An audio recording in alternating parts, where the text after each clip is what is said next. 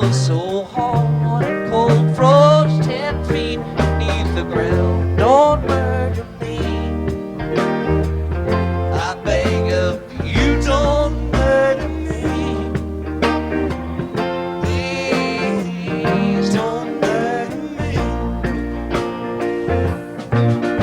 I sat down to my supper, was a bottle of red whiskey. I said my prayers, went to bed, that's the last they saw of me. Don't murder me, I beg of you, don't murder me. Please don't murder me. When I awoke, the dire wolf, 600 pounds of sin, was grinning at my window. All I said was, come on in, don't murder me. I beg of you, don't murder me. Please don't murder me. Wolf came in, got in my car, so we sat down for a game. Got my debt to the Queen of Spades, but the cards were all the same. Don't murder me, I beg of you, don't murder me. Please don't murder me.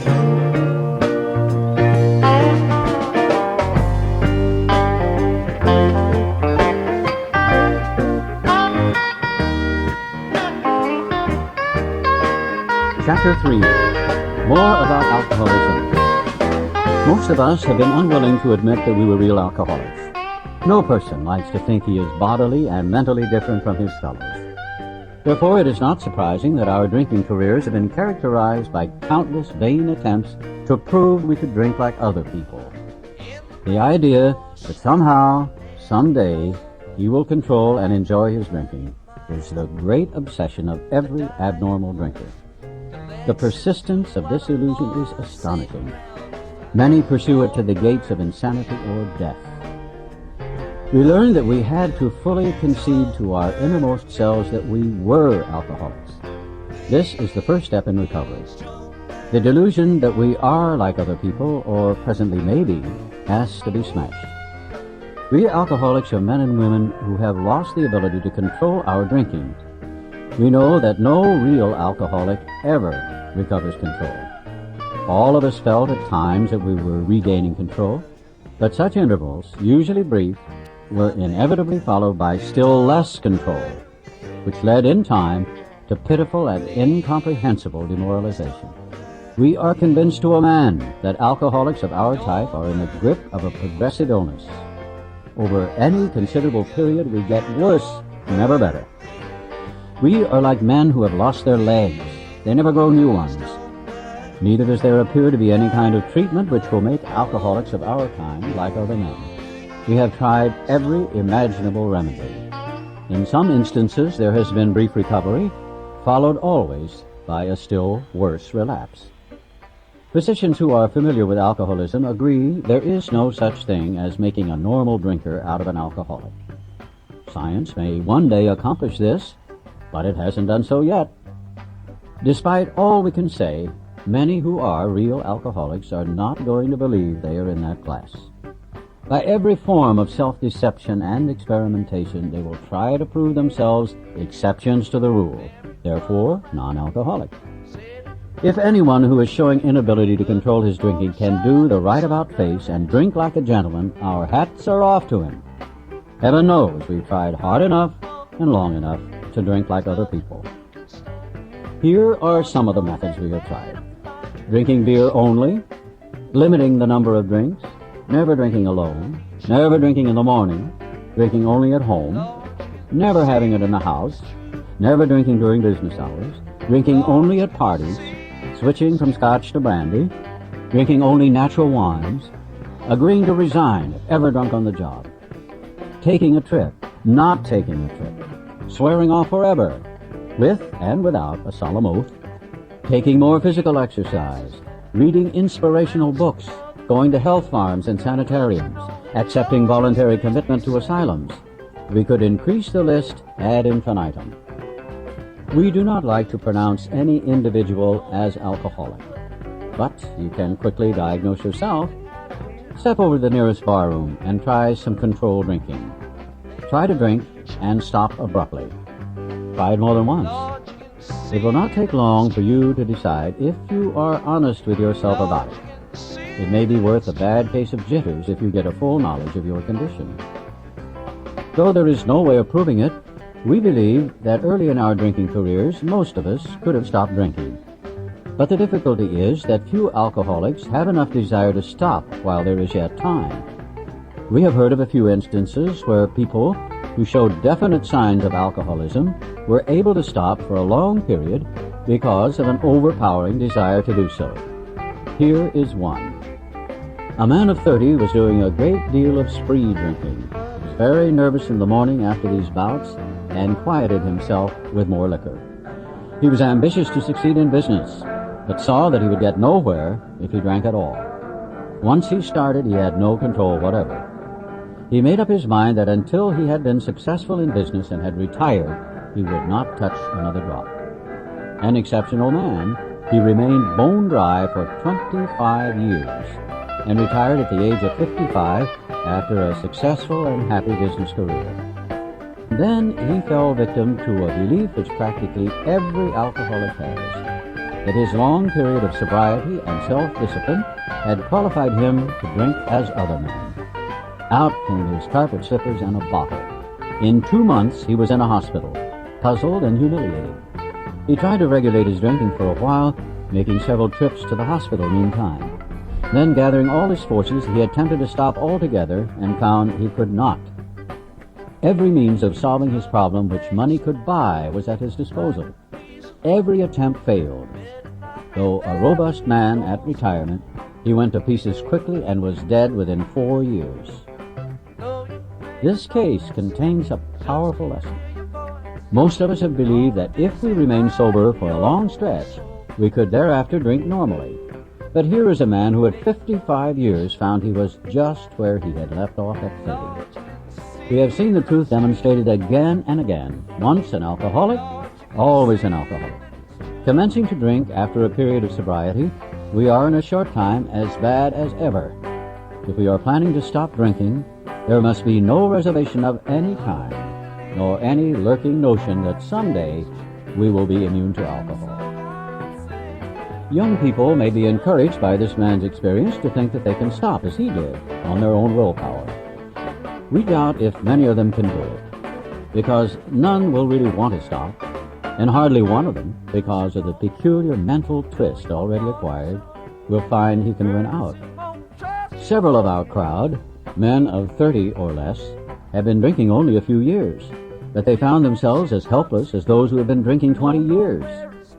To be gravely affected, one does not necessarily have to drink a long time, nor take the quantities some of us have. This is particularly true of women. Potential female alcoholics often turn into the real thing and are gone beyond recall in a few years. Certain drinkers who would be greatly insulted if called alcoholics are astonished at their inability to stop. We who are familiar with the symptoms see large numbers of potential alcoholics among young people everywhere, but try and get them to see it. A footnote here makes this clarification. True, when this book was first published, but a 1977 membership survey in the U.S. and Canada showed 11% of AAs were 30 and under. As we look back, we feel we had gone on drinking many years beyond the point where we could quit on our willpower. If anyone questions whether he has entered this dangerous area, let him try leaving liquor alone for 1 year. If he's a real alcoholic and very far advanced, there is scant chance of success. In the early days of our drinking, we occasionally remained sober for a year or more, becoming serious drinkers again later. Though you may be able to stop for a considerable period, you may yet be a potential alcoholic. We think few to whom this book will appeal can stay dry anything like a year. Some will be drunk the day after making their resolutions. Most of them within a few weeks. For those who are unable to drink moderately, the question is how to stop altogether. We are assuming, of course, that the reader desires to stop. Whether such a person can quit upon a non-spiritual basis depends upon the extent to which he has already lost the power to choose whether he will drink or not. Many of us felt that we had plenty of character. There was a tremendous urge to cease forever, yet we found it impossible. This is the baffling feature of alcoholism as we know it, this utter inability to leave it alone no matter how great the necessity or the wish. How then shall we help our readers determine to their own satisfaction whether they are one of us? The experiment of quitting for a period of time will be helpful, but we think we can render an even greater service to alcoholic sufferers and perhaps to the medical fraternity. So, we shall describe some of the mental states that precede a relapse into drinking, for obviously this is the crux of the problem. What sort of thinking dominates an alcoholic who repeats time after time the desperate experiment of the first drink? Friends who have reasoned with him after a spree which has brought him to the point of divorce or bankruptcy are mystified when he walks directly into a saloon. Why does he? Of what is he thinking? Our first example is a friend we shall call Jim. This man has a charming wife and family. He inherited a lucrative automobile agency. He had a commendable World War record. He's a good salesman. Everybody likes him. He's an intelligent man, normal so far as we can see, except for a nervous disposition. He did no drinking until he was 35. In a few years, he became so violent when intoxicated that he had to be committed. On leaving the asylum, he came into contact with us. We told him what we knew of alcoholism and the answer we had found. He made a beginning. His family was reassembled, and he began to work as a salesman for the business he had lost through drinking. All went well for a time, but he failed to enlarge his spiritual life. To his consternation, he found himself drunk half a dozen times in rapid succession. On each of these occasions, we worked with him, reviewing carefully what had happened. He agreed he was a real alcoholic and in a serious condition. He knew he faced another trip to the asylum if he kept on. Moreover, he would lose his family for whom he had a deep affection. Yet he got drunk again. We asked him to tell us exactly how it happened. This is his story. I came to work on Tuesday morning. I remember I felt irritated that I had to be a salesman for a concern I once owned. I had a few words with the boss, but nothing serious. Then I decided to drive into the country, see one of my prospects for a car. On the way, I felt hungry, so I stopped at a roadside place where they have a bar. I had no intention of drinking. I just thought I'd get a sandwich. I also had the notion that I might find a customer for a car at this place, which was familiar, for I had been going to it for years. I had eaten there many times during the months I was sober. I sat down at a table and ordered a sandwich and a glass of milk. Still no thought of drinking. I ordered another sandwich and decided to have another glass of milk. Suddenly, the thought crossed my mind that if I were to put an ounce of whiskey in my milk, it couldn't hurt me on a full stomach. I ordered a whiskey and poured it into the milk. I vaguely sensed I was not being any too smart, but felt reassured as I was taking the whiskey on a full stomach. The experiment went so well that I ordered another whiskey and poured it into more milk. That didn't seem to bother me, so I tried another. Thus started one more journey to the asylum for Jim. Here was the threat of commitment, the loss of family and position, to say nothing of that intense mental and physical suffering which drinking always caused him. He had much knowledge about himself as an alcoholic, yet all reasons for not drinking were easily pushed aside in favor of the foolish idea that he could take whiskey if only he mixed it with milk. Whatever the precise definition of the word may be, we call this plain insanity. How can such a lack of proportion, of the ability to think straight, be called anything else? You may think this an extreme case. To us, it is not far-fetched. For this kind of thinking has been characteristic of every single one of us. We have sometimes reflected more than Jim did upon the consequences, but there was always the curious mental phenomenon that, parallel with our sound reasoning, there inevitably ran some insanely trivial excuse for taking the first drink. Our sound reasoning failed to hold us in check. The insane idea won out. Next day we would ask ourselves in all earnestness and sincerity how it could have happened. In some circumstances, we have gone out deliberately to get drunk, feeling ourselves justified by nervousness, anger, worry, depression, jealousy, or the like. But even in this type of beginning, we were obliged to admit that our justification for a spree was insanely insufficient in the light of what always happened. We now see that when we begin to drink deliberately instead of casually, there was little serious or effective thought during the period of premeditation of what the terrific consequences might be. Our behavior is as absurd and incomprehensible with respect to the first drink as that of an individual with a passion, say, for jaywalking. He gets a thrill out of skipping in front of fast-moving vehicles. He enjoys himself for a few years, in spite of friendly warnings. Up to this point, you would label him as a foolish chap having queer ideas of fun. Luck then deserts him, and he is slightly injured several times in succession. You would expect him, if he were normal, to cut it out. Presently, he's hit again, and this time has a fractured skull. Within a week after leaving the hospital, a fast-moving trolley car breaks his arm. He tells you he has decided to stop jaywalking for good, but in a few weeks he breaks both legs. On through the years, this conduct continues, accompanied by his continual promises to be careful or to keep off the streets altogether. Finally, he can no longer work, his wife gets a divorce, and he is held up to ridicule. He tries every known means to get the jaywalking idea out of his head. He shuts himself up in an asylum, hoping to mend his ways. But the day he comes out, he races in front of a fire engine, which breaks his back. Such a man would be crazy, wouldn't he? You may think our illustration is too ridiculous, but is it? We who have been through the ringer have to admit if we substituted alcoholism for jaywalking, the illustration would fit us exactly. However intelligent we may have been in other respects, where alcohol has been involved, we have been strangely insane.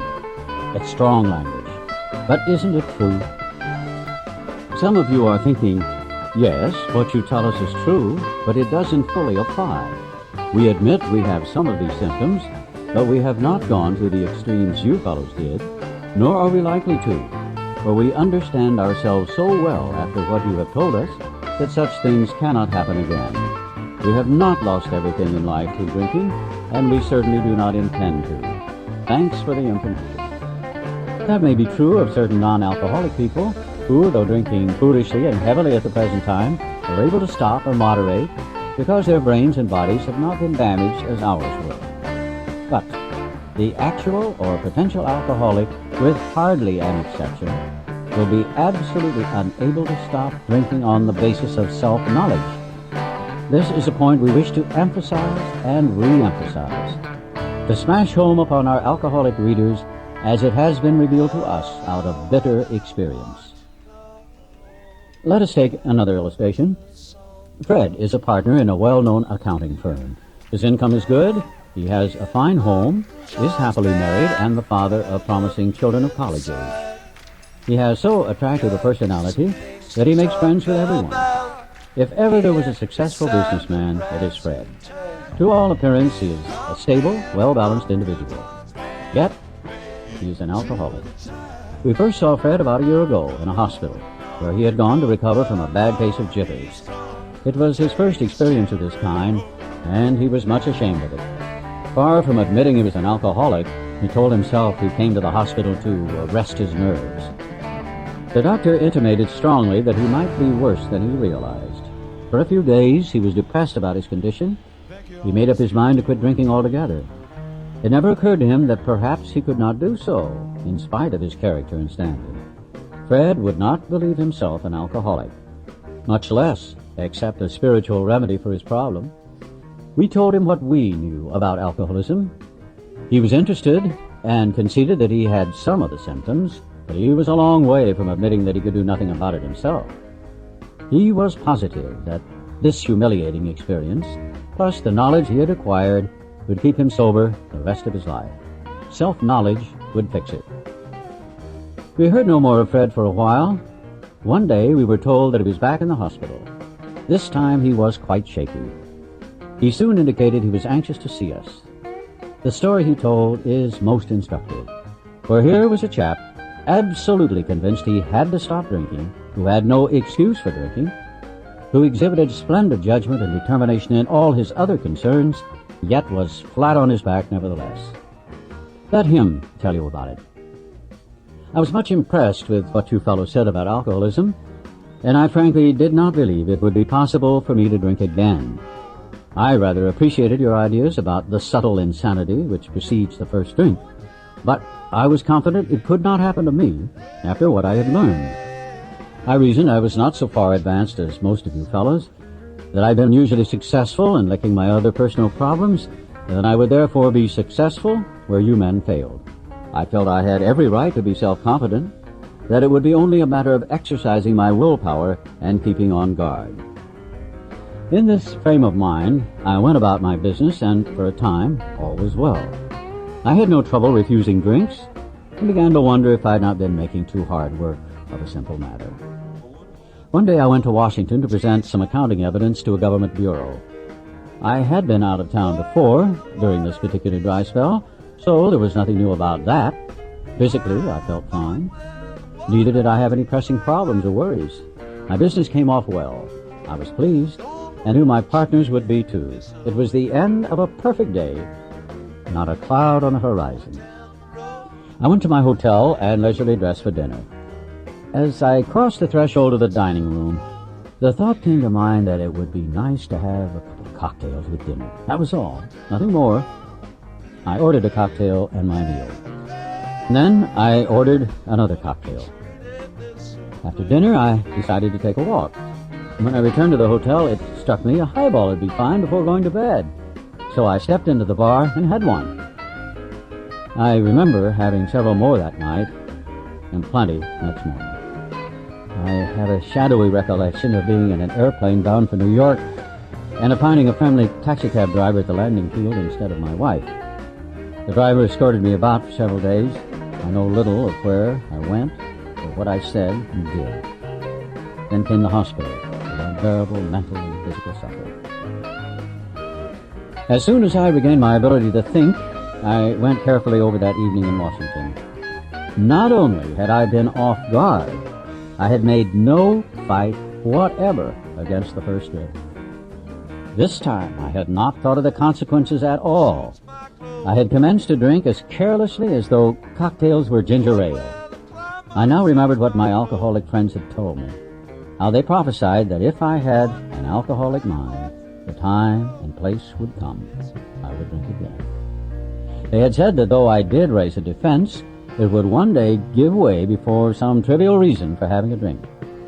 Well, just that did happen and more. For what I learned of alcoholism did not occur to me at all. I knew from that moment that I had an alcoholic mind.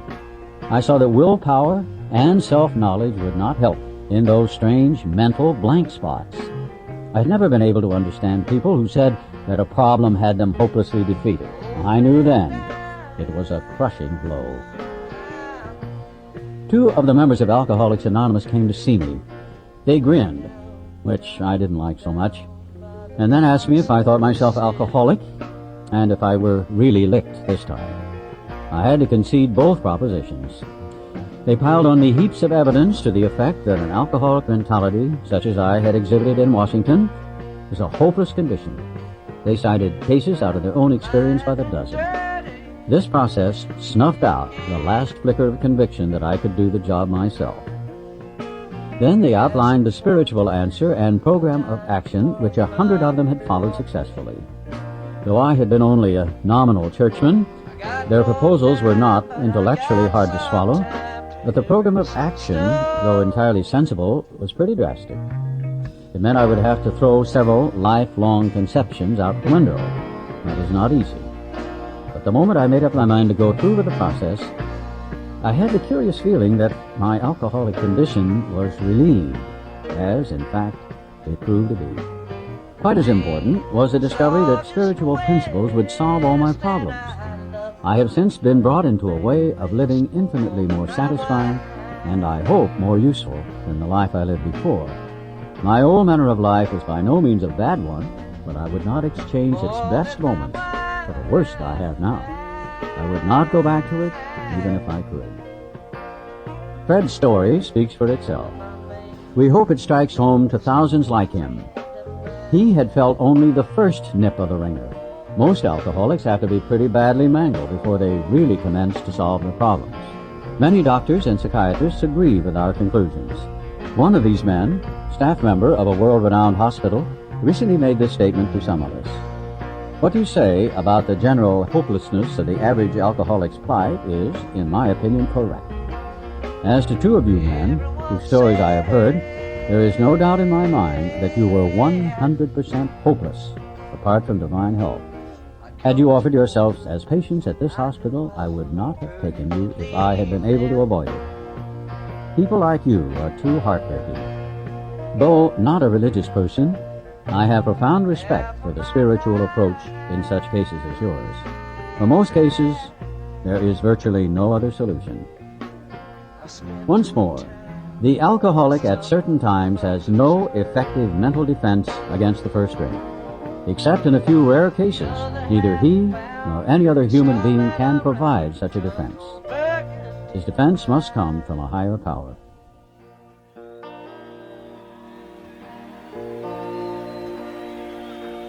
But I'll get back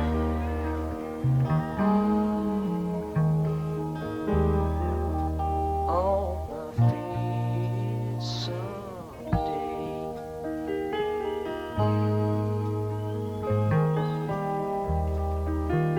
The good Lord willing,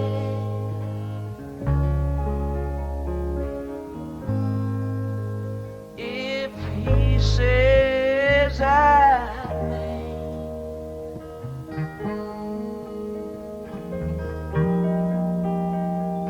I know that the life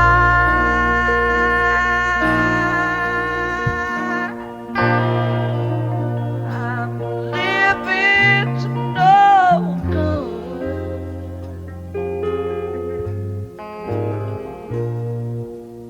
I'll get a new start.